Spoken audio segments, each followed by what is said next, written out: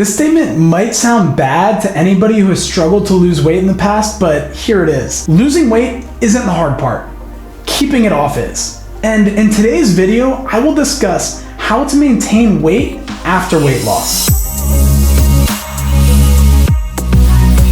Now, I know some people have struggled to lose weight. I get it. But the thing is, at this point in our collective knowledge of the human body, we know what works to lose fat. What's a little bit less clear is how to maintain that fat loss over time. We probably know more about why it's hard to maintain fat loss than we do about how to actually maintain that fat loss. And that's because it's not as easy to just boil down how to maintain weight after weight loss into one or two concepts. A lot comes into play beyond what it takes to lose fat, which is creating a calorie deficit by moving regularly and eating less than you burn. Weight loss might only take 3 months to 1 year, whereas maintaining it takes the rest of your life. Emotions, culture, motivation, unexpected life events, injuries, and all aspects of your life affect your ability to maintain weight after weight loss. There are a lot of moving parts putting pressure on it, and they are different for everybody. So where discipline and willpower help you just buckle down for a fixed period of time to lose the weight, they don't help you for the indefinite amount of time you will live after the initial weight loss period. With that said, success leaves clues, and I am constantly observing the patterns and common trends in long-term research studies where participants have successfully maintained weight after weight loss. And I'm also observing the trends in all of the Beyond Macros clients who have successfully maintained their transformation for 3+ years. I've uncovered a number of keys to creating a sustainable transformation over the years that we use to help our clients maintain weight after weight loss. And the journey doesn't begin after the transformation is made, it starts way before that.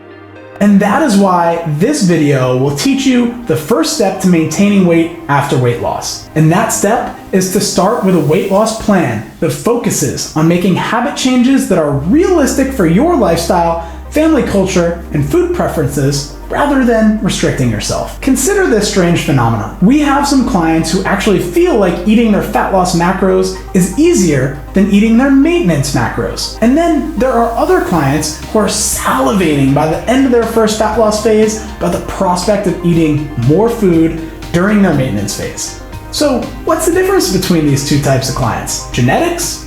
Willpower? In my experience, it's clients who are honest with themselves and their coach when we suggest a habit change and tell the coach if it feels like it won't fit into their life. Those are the people who make transformations that feel almost effortless. By being honest about what changes feel realistic versus which will cause them to boomerang back into bad habits, they give us coaches the opportunity to help them find an alternative path to reaching their goals that fits better. The clients who are willing to do anything to reach their goals, even if those things feel restrictive and hard, are generally the ones who struggle most to maintain weight after weight loss. It seems counterintuitive that the most motivated people who are willing to do the most would end up with worse results long term. This isn't always the case, but it does happen frequently. So your takeaway from this is that if you're starting a weight loss plan, whether it's on your own or with a Beyond Macros coach, be honest with yourself about whether a behavior change feels like it just won't work.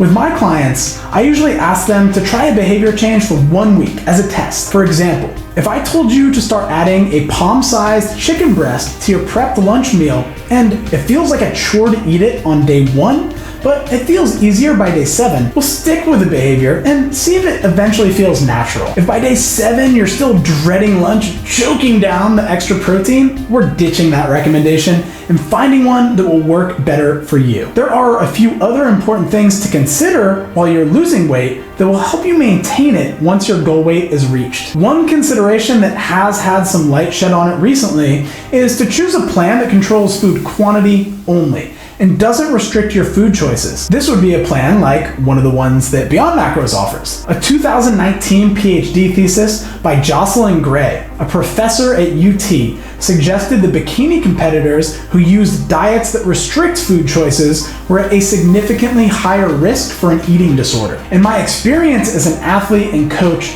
this has been my experience. Plus, restricting food choices is also a less reliable way to create the calorie deficit necessary to lose weight. I used to be a total evangelist for paleo. until I realized its shortcomings. I've tried all the restrictive diets, from vegan to keto, and I've had a binge eating problem, which was at its worst during those times I was restricting myself. It wasn't until I switched my focus to controlling food quantity that I started seeing consistent results for myself and my clients. I was also less obsessive and stressed about food. But this isn't to say that the Instagram Franken food porn, ice cream fits your macros every meal plan is the way to go. I still believe eating quality foods is very important to creating a sustainable transformation, and in the next video about how to maintain weight after weight loss, I will discuss that in more detail. But it is easy to overeat quality whole foods too. And back when I ran my first nutrition talks on the paleo diet with the new members to the first CrossFit gym I coached at in 2010, most people who attended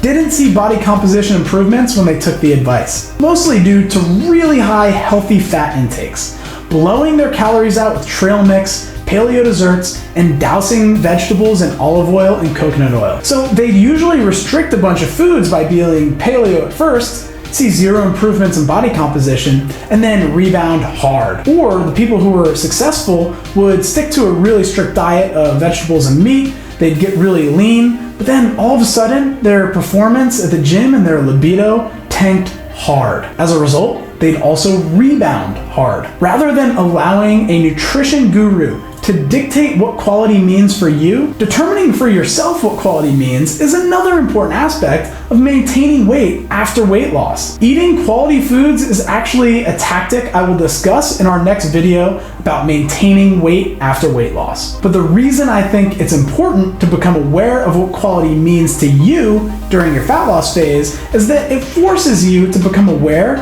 of how food affects your body, energy, and gut. By tuning into the signals your body is sending you during a fat loss phase, you're actually developing a sensitivity that will eventually make it easier for you to take the training wheels off of keeping a food journal and tracking your macros every day in the future. And this makes it easier to maintain your progress in a way that feels effortless and natural. You don't have to track. And the last suggestion I have about how to set yourself up to maintain weight after weight loss is to pay attention to the proper portion sizes of the foods you're eating each meal. If you decide to purchase one of our personalized nutrition programs, or if you work with a Beyond Macros coach, you will be asked to weigh, measure, and track your food in MyFitnessPal for a short period of time. And the reason for this is that it allows you to calibrate your eye to a portion size of the foods you usually eat. I counted my macros for 6 years, and my dad has been working with a Beyond Macros coach for over 3. And sometimes we will even play a game where we cook up a bunch of meat and put it on a scale, and then we guess how much the meat weighs. At this point, we can usually get within half an ounce or 14 grams of its actual weight with our guesses. Having this level of ability to estimate portion sizes makes it so that I don't have to track macros or weigh food anymore. I just know what the right portion of protein, carbs, and fat looks like, and I eat that much food. The result is that my weight has stayed consistent over the last year, even after I lost 10 pounds last June for a race.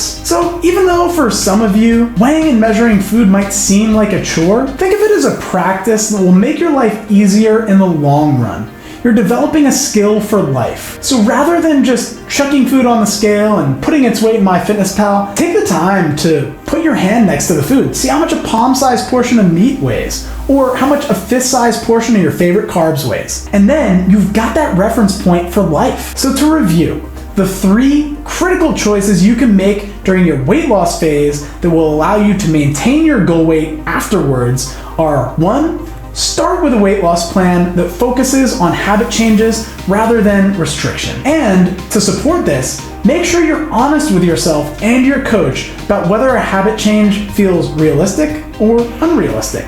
2, choose to tune into the signals your body sends you about how you feel after eating certain foods and develop that awareness. And 3 is to calibrate your eyes to the right portion sizes so that you can easily tell how much food you need to eat at each meal, whether you're at a restaurant or cooking for yourself. In an upcoming video, I will discuss what research and experience shows are the keys to maintaining your weight after weight loss once the weight has already been lost. So make sure that you subscribe to the channel to be notified when that video comes out. You can also learn about working with a Beyond Macros coach or getting a personalized nutrition program in the links in the description. If you enjoyed this video, hit the the like button and leave a comment below to let me know what action you plan to take after watching this video. And make sure you subscribe for more weekly actionable nutrition education videos.